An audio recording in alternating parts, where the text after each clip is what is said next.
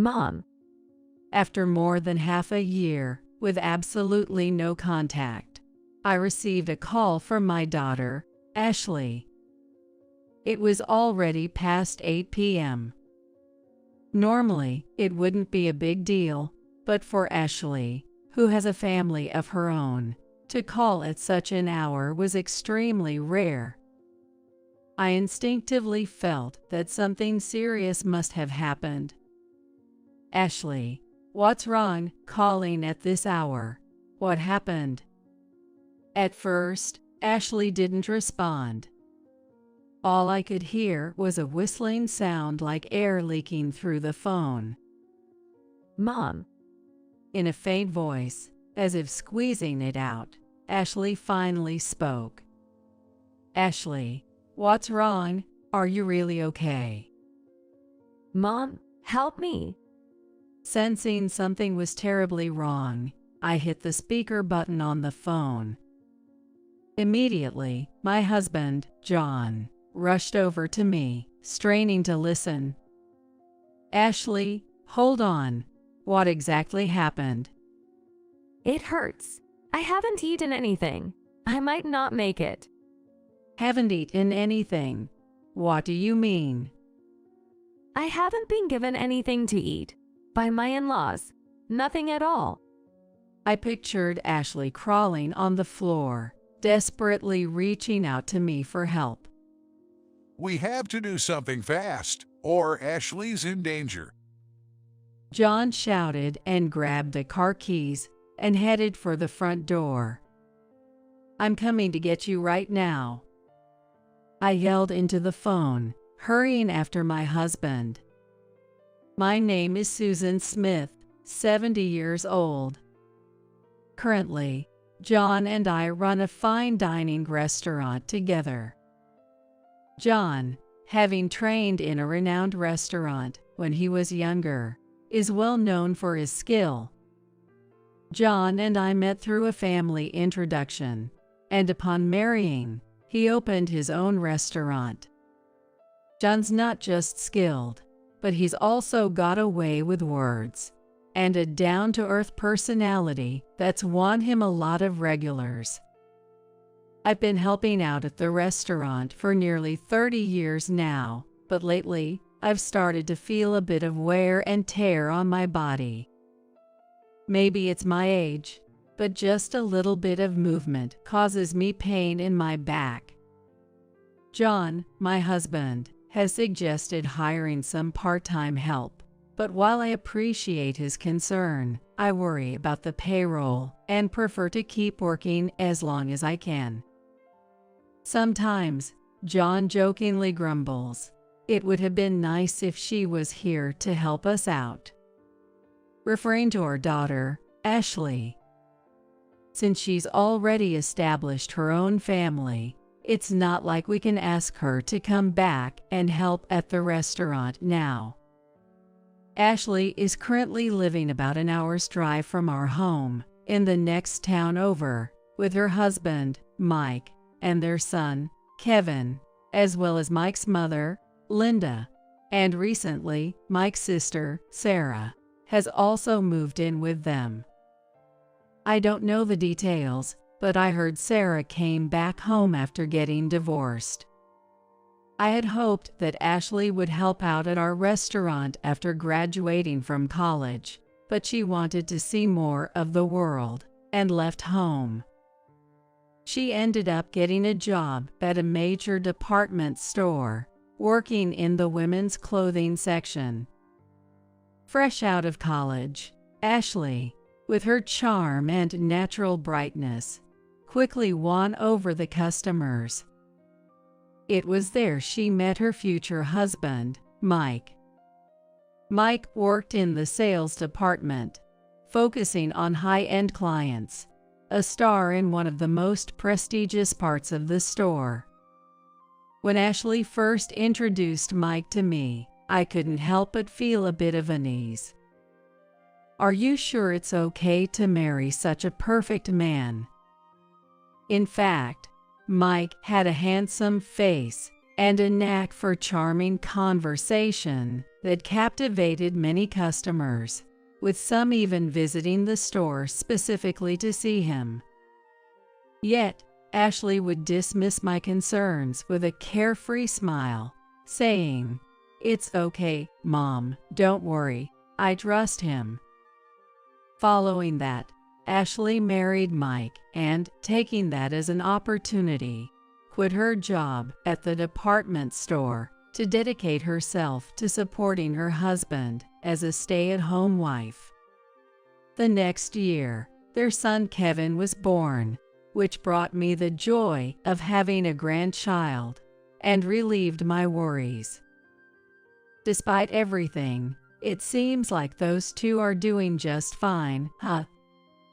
For a while, the Young family of 3 was living in an apartment, but 5 years ago, following the death of Mike's father, they moved to live with Mike's elderly mother, thinking she'd be lonely on her own.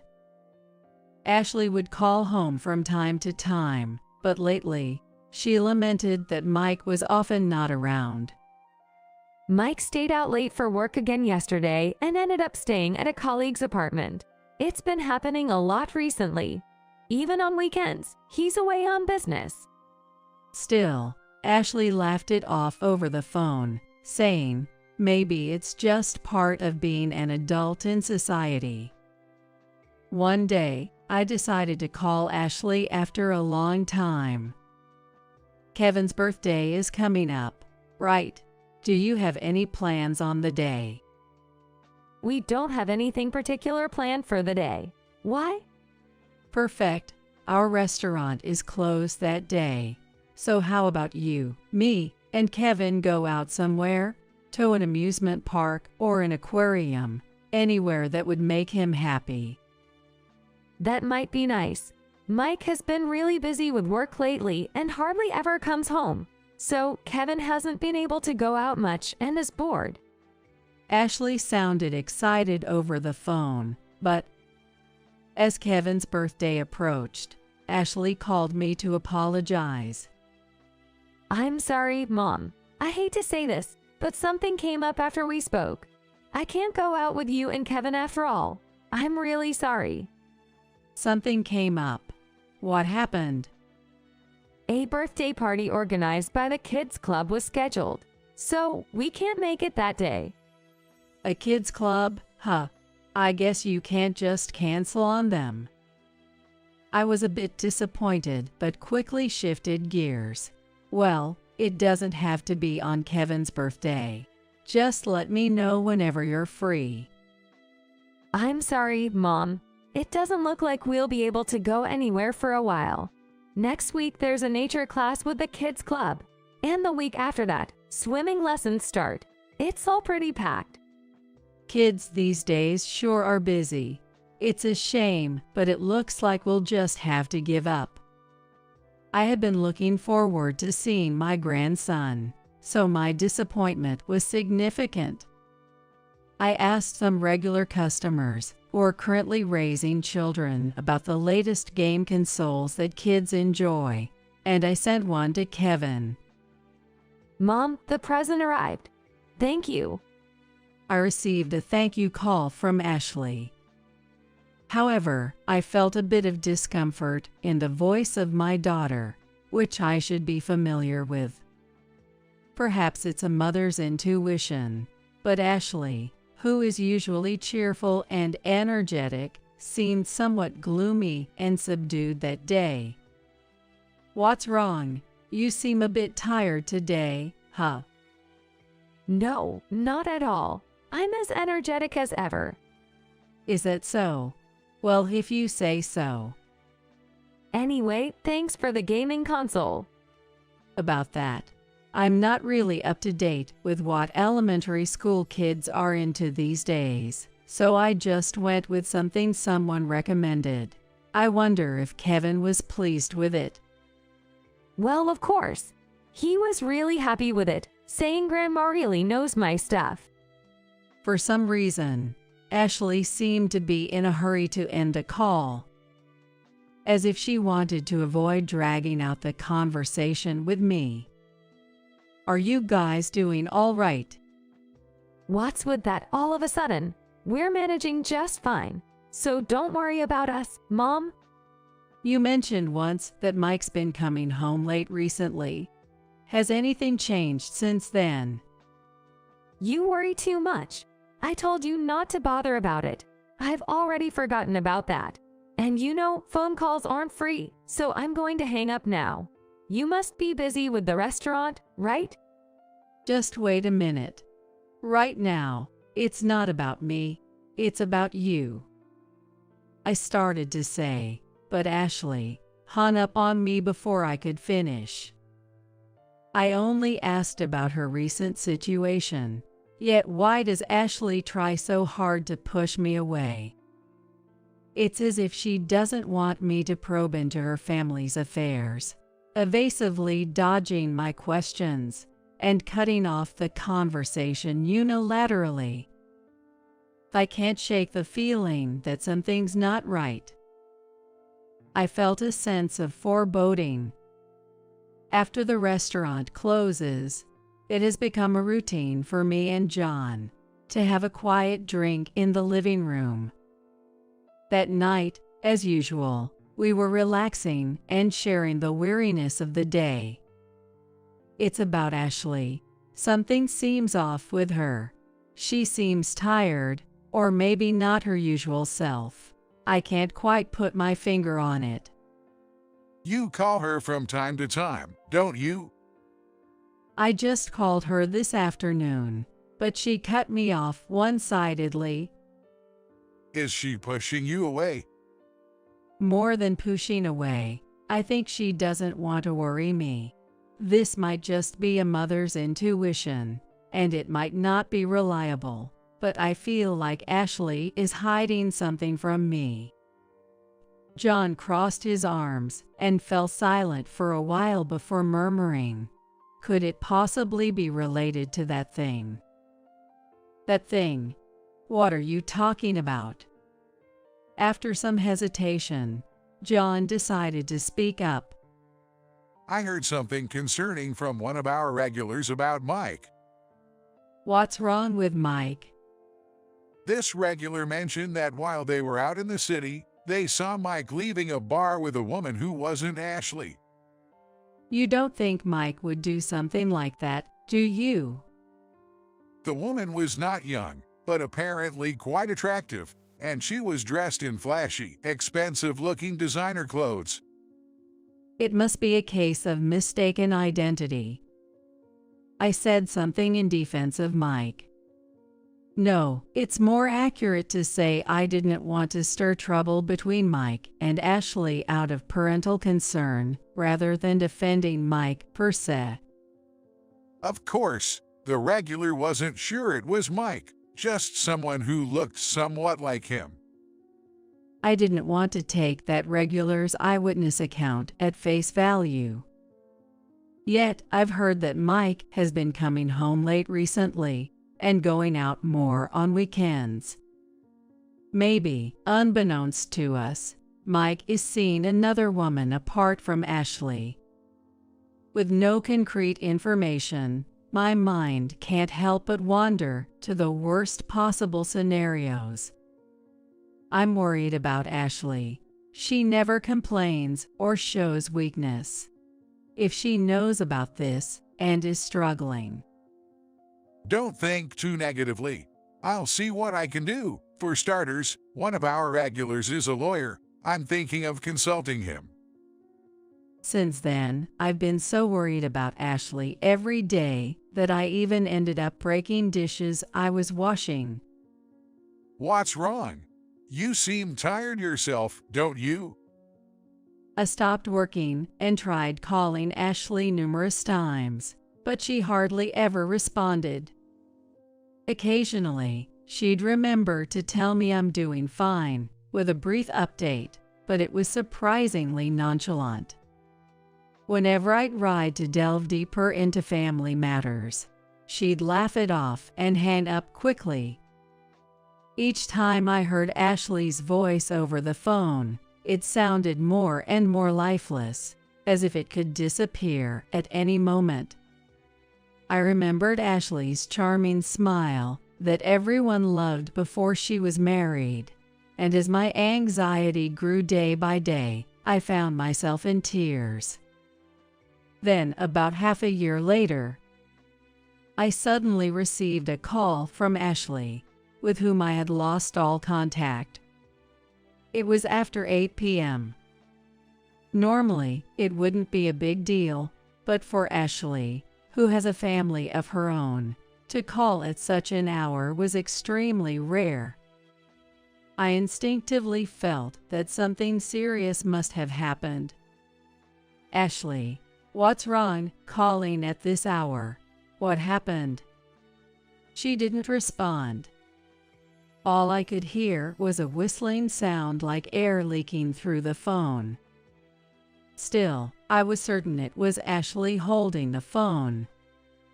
"Is there nobody around you? Are you alone there?"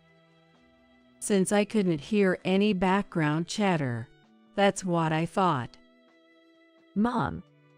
In a faint voice, as if squeezing it out, Ashley finally spoke. "Ashley, what's wrong? Are you really okay?" "Mom, help me." Sensing something was terribly wrong, I hit the speaker button on the phone.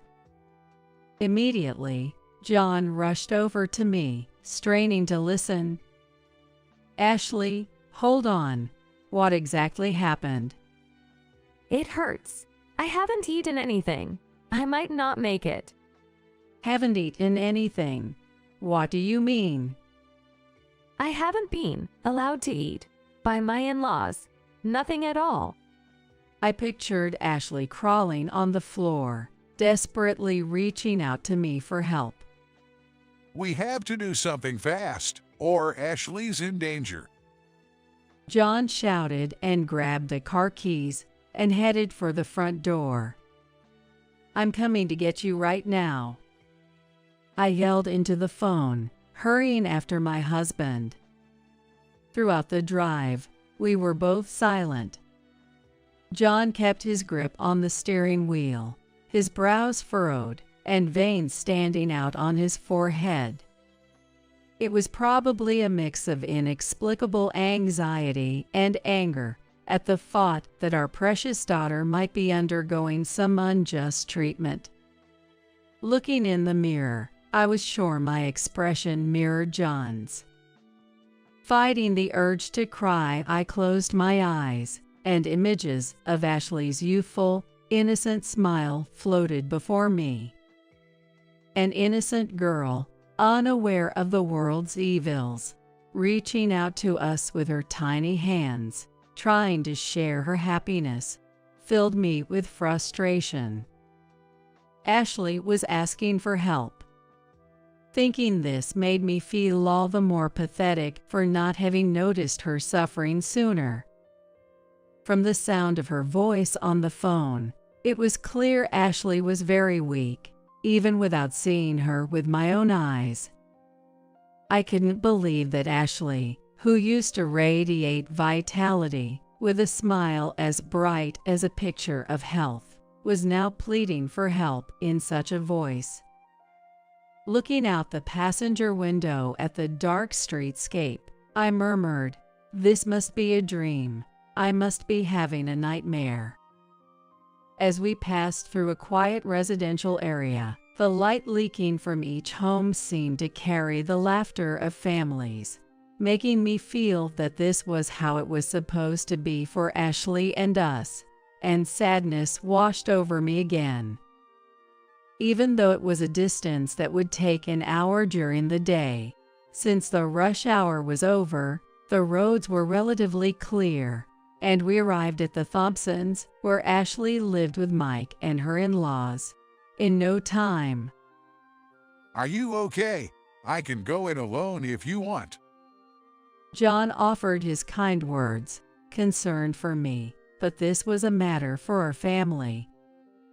No matter what reality awaited us, I was determined we will definitely save Ashley with our own hands. When we rang the doorbell, after a moment, A carefree voice could be heard from inside. Hello? Who is it at this hour? Contrastingly peaceful and laid back to the urgent call made by Ashley, Mike's voice left us puzzled. It's Susan, Ashley's mother. After I introduced myself, Mike went silent, perhaps cautious, then slowly said, Is something wrong?" before cracking the door open to peek out at us standing outside. Sorry to bother you late at night, Mike. We have urgent matters. John wedged his foot into the slightly open door and forcefully pushed it open. Hey, what are you doing, John? We're coming in. With a forceful attitude that brooked no argument, we pushed our way into the house. When we stood in front of a narrow room at the end of the hallway, with no lights on. "Is Ashley here?" Why we thought Ashley was in this room, I couldn't explain later, but we had no doubt her daughter was here, calling out for our help from this very spot. It's beyond rude. Even if you are Ashley's parents, I'll call the cops. Well, that works out. Might as well have a police witness this, huh? John didn't flinch as he forcefully slid the room's door open.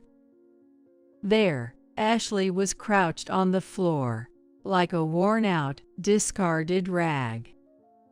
It took our brains a few seconds to recognize that this was our daughter, so emaciated and changed was her form. "Ashley, oh, what in the world has happened to you?" We let out a voiceless cry as we rushed to Ashley, lifting her weakened body. Mom, help me. It hurts. I can't take it anymore. Barely breathing, Ashley managed to respond. It was immediately clear that Ashley was delirious and suffering from severe dehydration. What are you people doing here? Get out, right now. Mike tried to shoo us away as if we were intruders, but his voice lacked any conviction. His gaze wandered as if scared of something, his body trembling uncontrollably. "Mike, just bring some water for now." But I can't possibly. "Quit your whining and just bring it." My furious shout pressured Mike into running to the kitchen, and he quickly returned with a bottle of water from the fridge. I snatched it away, opened a cap, and said, "Here you go, Ashley, drink some water." Hearing the commotion, Linda and Sarah also came. "What's all this ruckus about?" It's so loud I can't hear the TV. I think we're the ones who'd like an explanation. John glared at Mike, demanding answers, and Mike immediately prostrated himself in apology. I'm so sorry. And then Mike began to explain how Ashley ended up in this state, a story beyond our wildest imaginations. It seems things were going well initially when Ashley and her husband started living with her mill, Linda. However, at some point, Mike started coming home late, and as if in response, Linda's attitude towards Ashley turned cold suddenly. One day, worried about Mike's late returns, Ashley talked to Linda, who, instead of addressing her concerns, blamed Ashley for Mike's absence. Ashley had no idea why she was being blamed, but Linda told her it was because she couldn't get back to her pre-pregnancy figure after giving birth to Kevin, which was completely unreasonable. From then on, Linda began to dump all the household chores on Ashley every time she refused, and even imposed dietary restrictions on her. Despite this, Ashley tried to stay cheerful and brushed off every unreasonable demand. but it seemed Linda didn't find this amusing.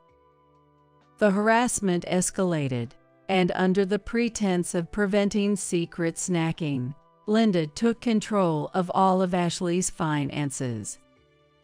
Sarah, Ashley's sister-in-law who had returned home after a divorce, joined in because she thought it sounded fun, and Linda entrusted Sarah with monitoring Ashley whenever she couldn't. The hardest part for Ashley was not being allowed to care for Kevin with her own hands. There was nothing more painful and sad than not being able to raise her own child, whom she had carried and given birth to, under the same roof. Linda unilaterally forbade Ashley from even seeing Kevin, and if she tried to approach Kevin's room, Sarah, the monitor, would immediately stop her. While Ashley was being forced to clean the bathroom as a punishment, Linda was having a great time with Kevin. This is all I know. Mike said, collapsing weakly to his knees. Don't speak so lightly of our family's shame. Exactly. I can't believe you'd blab such nonsense to strangers. You have really lost your nerve, bro. That's not all, is it? There's more you're hiding, right? Mike looked up for a moment with a huh, and his face showed signs of anxiety. Just then, a taxi stopped at the entrance, and the sound of someone getting out could be heard. Here he came. The three members of the Thompsons were completely bewildered by the situation. Soon, a tall gentleman in his 50s appeared, and Mike's face turned pale. "Looks like you know this man, don't you?" Mike gave no answer, but it was clear he understood there was no escaping the situation. Without even looking our way, he just waited for time to pass. Good evening. My name is Keith Wilson, an actor. Is this my first time meeting a Thompson family in person like this? He glanced at each member of the Thompson family, confirming their faces one by one. In his younger days, Keith Wilson was a popular actor known to everyone for his roles in movies and TV shows. But as he aged, his popularity waned. Nowadays, he's known more for his past fame than his current work. Why is Keith Wilson, of all people, here at our house? Linda, speaking for the Thompson family, asked with a smile that was more of a grimace, her voice pitched high from nervousness. It was clear to anyone that she was deeply unsettled. I invited him here. Before coming, I contacted a lawyer friend of mine and asked Keith to join us. I wonder what the connection is between Keith Wilson and us. She tried to play it cool, but I just grinned and said, "You all must have some idea why Keith is here, right?" Soon after, the lawyer arrived, apologizing for his delay with a chuckle. Sorry I'm late. Got caught up sorting out some documents for another case. With the lawyer's appearance, the Thompson family fell silent. Actually, at the request of Susan, I've been investigating Mike here for the past 6 months. We discovered he's been having frequent secret meetings with a certain woman. The woman in question is a wealthy patron at the department store where Mike works. And upon further investigation, we uncovered a shocking fact. This woman is none other than my wife, Catherine Wilson. Keith Wilson joined in with a calm explanation. I was honestly surprised when Catherine brought up divorce, but somewhere in my heart, I thought, I knew it. She had been sneaking out without telling me for a while. After hearing everything from this lawyer, everything clicked. So, We decided to come here today to hear Mike's side of the story directly. Mike slowly stood up and began to speak in a fragile voice, as if he were a shell without a soul. As I mentioned earlier, Catherine and I met through our relationship as a major department store client and a salesperson. Over the years of working visits to her home, we found ourselves in such a relationship. At first, I thought it was just a fling, but then we discovered Catherine was pregnant, and we couldn't turn back. So, we both decided to leave our partners and remarry. I'm truly sorry. Keith was standing tall like a warrior, and Mike clung to his feet and sobbed out an apology. When I was celebrated as a top actor, Catherine always gave me her brightest smiles. But now, with my work dwindling, and then she met a handsome man like you, I guess she couldn't help herself. She's someone who must have whatever she fancies, you know. Keith said with a weak laugh. Although Mike wanted a divorce from Ashley, he couldn't easily bring it up because being in an affair himself, he would be the one liable for alimony. So he turned to his mother, Linda, for help. Initially, Linda was against the divorce due to societal appearances, but changed her tune completely when she learned the other woman came from a wealthy family, eagerly offering her support. Thinking if Ashley initiated the divorce, there would be no need to pay alimony, Linda began to harass her at every opportunity, scheming to make Ashley want to leave the house on her own. I believed in you. Ashley, though staggering, stood firmly on her two legs, overwhelmed by frustration from being deceived by her in-laws, and burst into loud sobs. I thought if I lost weight, Mike would surely come back to me. That's why I could endure any unreasonable treatment from Linda or Sarah. To think it was all a plot to drive me out. It's okay now. You've done nothing wrong. You don't have to try so hard anymore. I hugged my daughter tightly. It's true I wanted a divorce from Ashley, but never in my wildest dreams did I think Mom and Sarah would go to such extremes. Even I'm appalled. Hold on a minute. I was only trying to help you out by getting Ashley out of this house. It's your affair that started all this trouble. Exactly. You've been turning a blind eye to everything we've been doing for her, acting like you had no idea. Don't pretend to be innocent now. Witnessing three people hurling insults at each other, I was utterly speechless, but next to me, Ashley, trembling, burst out. Enough is enough. If you so desperately want me gone, I'll leave on my own accord. Oh, really? Well, that would be helpful. It's wrong to be pleased, Linda. I will never forgive you. Once we're divorced, expect a hefty alimony claim from me, just so you're prepared. With that, Ashley's voice filled the house. Kevin, where are you? Come here. We're going to live at your grandparents' house from now on. Okay, got it. Kevin cheerfully ran down the stairs from his room and hugged Ashley. Later, Mike was fired from his company for an affair with a client that severely damaged the company's image. Ashley, as she had declared, filed for divorce and demanded a substantial amount of alimony. Having lost his job and now faced with alimony payments, Mike, after a huge fight with Linda and Sarah, was forced to reluctantly sell the house. Ashley's fury did not end there.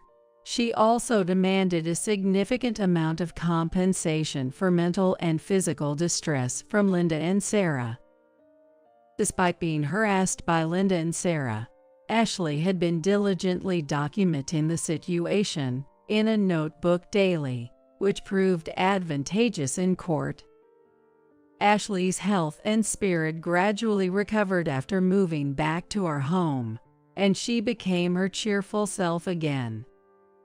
Despite ongoing issues with the Thompson family, everything was resolved with the help of a skilled lawyer. Rumor has it that Mike and Catherine had a child.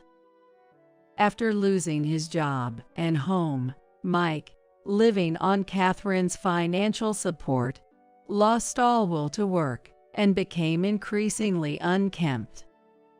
To make matters worse, elderly Linda and nagging Sarah followed him, which was too much for Catherine, raised in luxury, leading her to leave with their child. After Catherine left, what became of the Thompson family is beyond me and of no interest. Well then, it's time I got back to work after slacking off too much. With that resolve, Ashley began helping out at our restaurant due to my back pain. Ashley, who had previously worked in customer service at a major department store, quickly became well regarded locally, turning the restaurant into a bustling place with lines out the door. With a new star at the restaurant, I have no regrets. I stepped back from our business and spent my free time watching over Kevin. Kevin is about to enter middle school and declared at his elementary school graduation that he wants to be a cool chef like his grandpa, making me and John cry. We can't wait to see what the future holds for Kevin.